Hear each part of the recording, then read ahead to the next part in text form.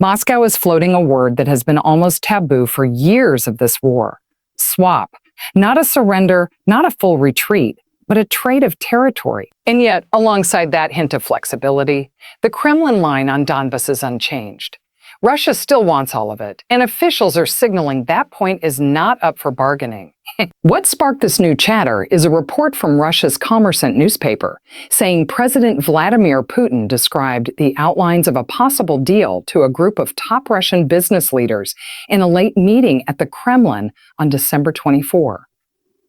Kommersant's Kremlin correspondent wrote that Putin indicated Russia might be open to exchanging some territory held by Russian forces in Ukraine, but only outside Donbas, because in his telling, Donbas is Russia's. That distinction is now at the center of the story: flexibility at the edges, rigidity at the core. The Kremlin, for its part, is trying to keep the details sealed, but it is also acknowledging movement. On December 26, Kremlin spokesman Dmitry Peskov said Russia had received U.S. proposals related to a possible Ukraine peace deal, that the documents were being analyzed, and that Putin's foreign policy aide, Yuri Shakov, spoke by phone with members of U.S. President Donald Trump's administration. Peskov said both sides agreed to continue the dialogue, while refusing to discuss the contents publicly, arguing that public commentary could harm negotiations.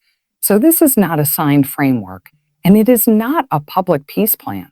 It is a set of messages sent through careful channels, a newspaper account of what Putin told insiders, and an official confirmation that Washington and Moscow are in contact over written proposals. In a conflict where every phrase is weaponized, even a vague hint about a swapping of territory is treated like a flare in the sky.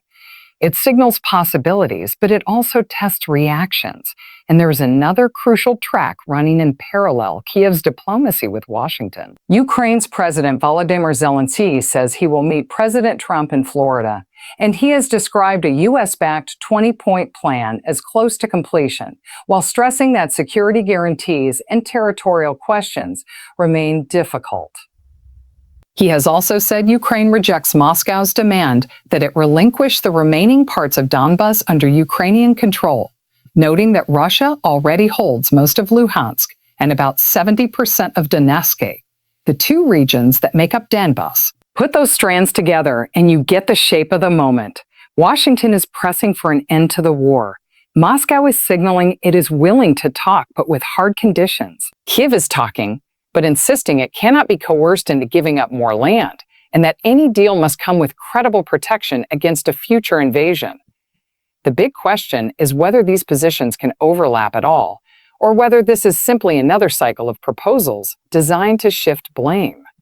Now pause and look at the phrase itself: territory swap. For some viewers, that sounds like a pragmatic compromise, a way to freeze the fighting where it stands.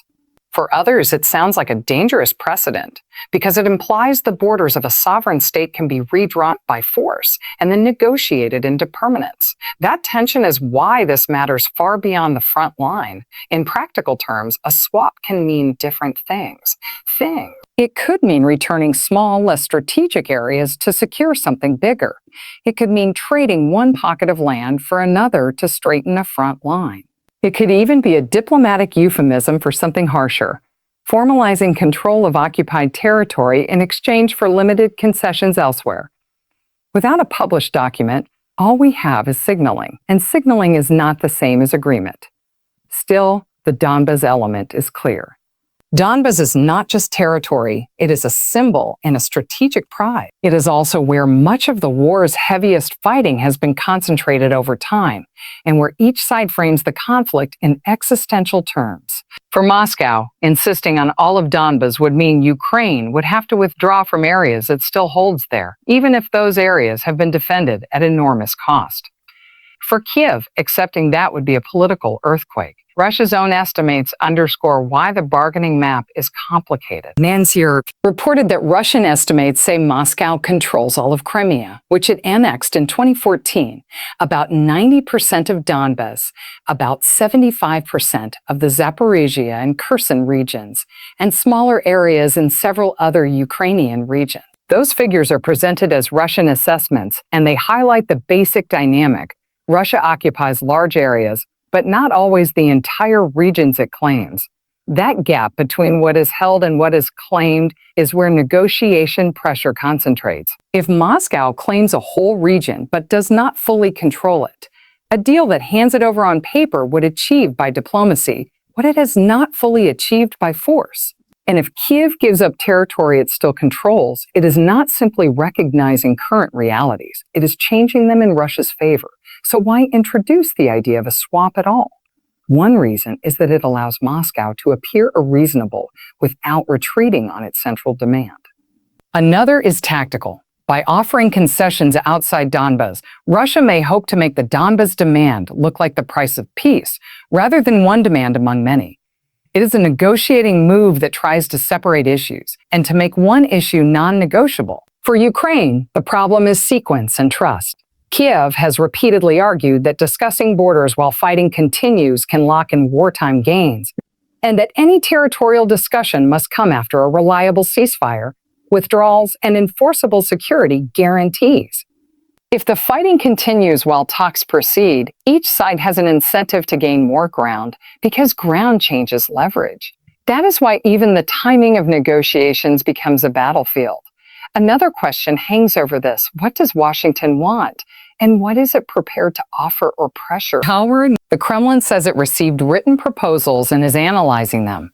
That suggests something more concrete than informal feelers, though the details remain undisclosed. And it suggests the Trump administration is using direct channels, not only public summits and headlines, to try to shape an outcome. You can see the architecture of these talks and the people involved. Peskov says Eshakov spoke to members of the U.S. administration. Reported that Putin's envoy, Kirill Dmitriev, brought paper copies of U.S. proposals back to Moscow after a meeting in Miami. That is unusually old school for diplomacy in the digital age, and it hints at a desire to control leaks, drafts, and attribution. So what would a swap look like if it moved from rumor to paper? One possibility is limited. Russia could offer to return or trade pieces of territory outside Donbas that are expensive to hold or less valuable strategically, in exchange for Ukraine giving up its remaining holdouts within Donbas. Another possibility is broader, a package that freezes front lines in the south and east while explicitly allocating certain areas to one side or the other, alongside security arrangements and reconstruction funding. But every version runs into the same hard wall. Who guarantees the deal and what happens if it collapses? Security guarantees are not a decorative add-on. They are the centerpiece for Ukraine. Zelenskyy says the Florida talks will cover guarantees, and he has described the plan as nearly ready while acknowledging major disagreements remain. In Ukraine's view, the last decade already contains a lesson. Ceasefires that lack enforcement can become pauses that allow a larger war later. Any promise of neutrality or limits on alliances would be weighed against the fear of renewed attack. App News Russia, meanwhile, has repeatedly tied its demands to Ukraine's strategic orientation, reported that Putin has pointed to conditions set out previously that include Ukraine withdrawing from regions Russia claims and Kiev renouncing its aim to join NATO. In that framing, territorial concessions and geopolitical concessions are linked, not separate. That linkage makes compromise harder because it asks Ukraine to concede both land and strategic choice at the same time. Then there is the issue of what some negotiators call assets. And in this war, one of the biggest is the Zaporizhzhia nuclear power plant. Reported that Komerson said Putin raised the plant and suggested that joint Russian-U.S. management was being discussed, with additional ideas mentioned in the report. Even if those ideas never become reality, the point is clear. The plant is a bargaining chip, and control over energy infrastructure can be traded for leverage on borders and security. This is where the story becomes more than a map. Control of territory determines not only sovereignty, but also infrastructure, resources, logistics, and the daily lives of civilians.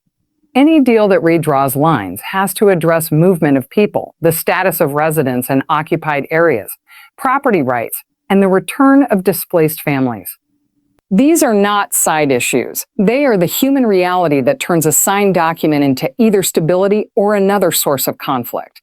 And there is the question of recognition. A deal can freeze fighting without international recognition of annexation. It can create a de facto line without a de jure border. That kind of arrangement has appeared in other conflicts, but it carries risk. It can reduce immediate violence while leaving the core dispute unresolved, creating a long-term flashpoint that can reignite. If the parties want a permanent settlement, recognition and legality become unavoidable. If they want only an armistice, ambiguity becomes the tool. Listen carefully to how leaders talk about it, and you can hear their priorities. Moscow emphasizes territory and alignment. Kyiv emphasizes security and sovereignty. Washington emphasizes an end to a grinding war in the shape of post-war stability. Europe, meanwhile, worries about the precedent and about its own security architecture if borders are changed by force and then accepted under pressure. Zelenskyy has said he wants Europeans involved in whatever format emerges, while also noting practical obstacles and bringing them in quickly. That is a polite way of describing a very real dilemma. Europe will live with the consequences, but Washington is driving the current diplomatic push. If a deal is made primarily through U.S.-Russia channels, European governments may resist elements they see as undermining long-term deterrence. And if Europe is excluded, it may be less willing to provide money, monitoring, or guarantees. The battlefield context is also shaping the urgency. Winter raises stakes for energy systems, heating, and infrastructure. Each side has incentives to push now, either to gain ground before a freeze or to negotiate before another campaigning season changes the map again. That is why you hear talk of proposals and documents, even while the fighting continues. Diplomacy is trying to catch up to the momentum of war, and war rarely waits for diplomats. There is also domestic politics on every side. In Russia, the narrative around Donbas has been woven into state messaging for years, making it difficult to sell any compromise as anything other than victory. In Ukraine, any concession of land is intensely controversial, especially after years of destruction and loss, and especially if it is perceived as forced. In the United States, the pressure is to show progress and to frame any outcome as delivering stability and savings without appearing to reward aggression. So the swap idea could be serving multiple audiences at once. It could be a message to Washington that Moscow is open to deal-making, but only on Moscow's terms. It could be a message to Russian elites that the Kremlin is exploring a way to end the war without giving up the core claim. And it could be a test balloon floated through a newspaper report and then half acknowledged by official spokesmen to see how Kyiv and Europe react. Here is the hard reality. Even if both sides wanted a swap, implementing it is technically and politically brutal. Where exactly is the line? Who withdraws first? Who monitors and with what mandate? What happens to heavy weapons near the line? Who controls border crossings and how is smuggling, sabotage, or infiltration prevented? A deal without answers becomes a ceasefire without confidence. And a ceasefire without confidence is often a prelude to a new offensive. And there is another layer, time. If negotiations are underway, each side may try to improve its position before signing anything. That can mean surges in fighting, strikes on infrastructure, or attempts to take symbolic towns. It can also mean information warfare, each side shaping public expectations so that any outcome looks like the other side's concession. That is why you should treat early reports with caution. The loudest claims are often part of the negotiating environment. So what happens next? Watch for whether the swap idea shifts from reported remarks to official language. If the Kremlin begins using the phrase publicly, or if Russian officials start describing which territories are unnegotiable, that would be a real change. Watch, too, for whether Ukraine's leadership responds directly, not just to the Donbas demand, but to the notion of trading land at all. And watch for what Washington says after the Florida meeting, because even small changes in wording can reveal whether the U.S. is leaning toward a ceasefire-first approach or a comprehensive bargain that settles territory, security, and reconstruction in one package. Also watch for the quiet indicators. Additional calls between aides, more references to documents and drafts, and any hints that Europe is being brought into a more formal structure. If this becomes a true negotiation track, It will not unfold through dramatic speeches. It will unfold through incremental confirmations, carefully managed leaks, and repeated phrases that slowly harden into positions. For now, the clearest takeaway is the contradiction at the heart of the moment. Russia is signaling, through reporting and selective confirmations, that it might discuss exchanging some territory. But it is also drawing a bright red line around Donbas, insisting on full control. Ukraine is engaging in U.S.-led talks and speaking of a plan that is close to ready, but rejecting the idea of handing over what it still holds in Donbas and demanding security guarantees that would make any peace durable. That means the next phase is likely to be less about grand gestures and more about whether anyone can bridge the gap between land and security. If land is the price, what is the protection? If protection is promised, who enforces it? And if the enforcement is weak, why would Kiev accept a deal that could leave it smaller, exposed, and still at risk? In wars like this, a single word can be both an opening and a trap. Swap can sound like compromise, can also be a polished way to demand recognition of gains made by force.